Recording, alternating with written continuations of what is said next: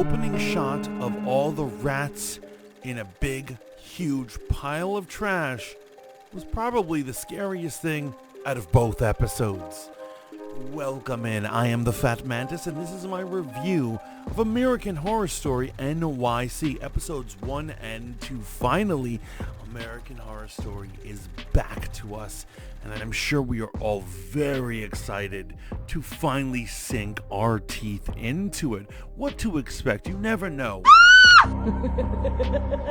And I've got to say, it starts with the story of a murdered airline captain visiting New York when he decided to go out and frequent S&M homosexual hangouts. He is brutally murdered, and the story switches to a cop investigating who turns out to be a homosexual as well, but of course he doesn't allow his friends to know this. Also in the mix is a reporter for the New York Native. Then it suddenly jumps to nerdy Billy Lord investigating a strange illness affecting the deer population in Long Island. I'm sitting there waiting for the new intro. As we all know, it is a big deal what the intros are for each season of American Horror Story. Now, maybe I may have dozed off on this very long, cold open, but I don't remember seeing one in episode 1. It's possible never happened, which kind of upset me because I don't know what's going on. And as I've said during my American Horror Stories review,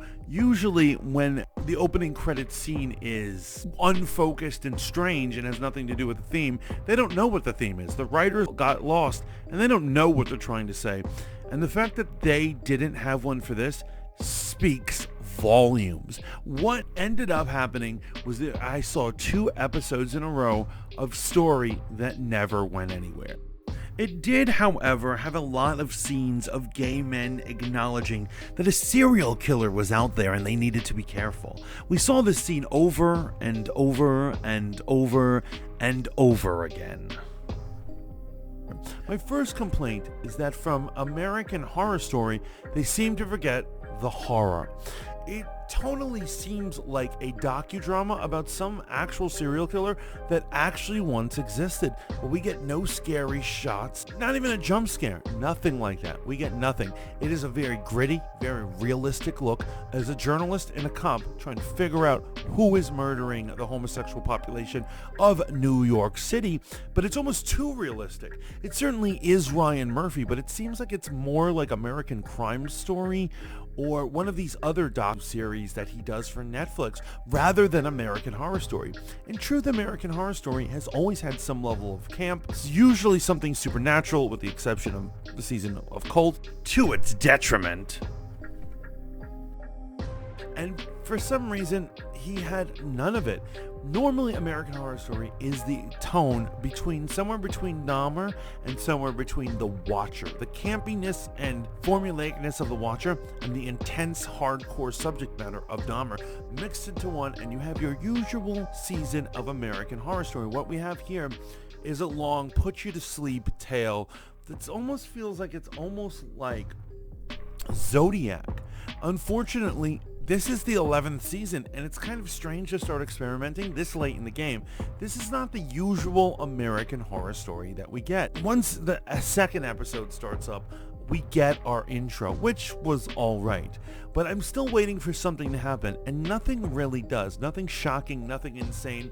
Not only that, a lot of the stories were super cliche. We see very little of Billy Lord. We're not even sure how the story of the disease fits in, although it's clear it's going to be an AIDS analogy.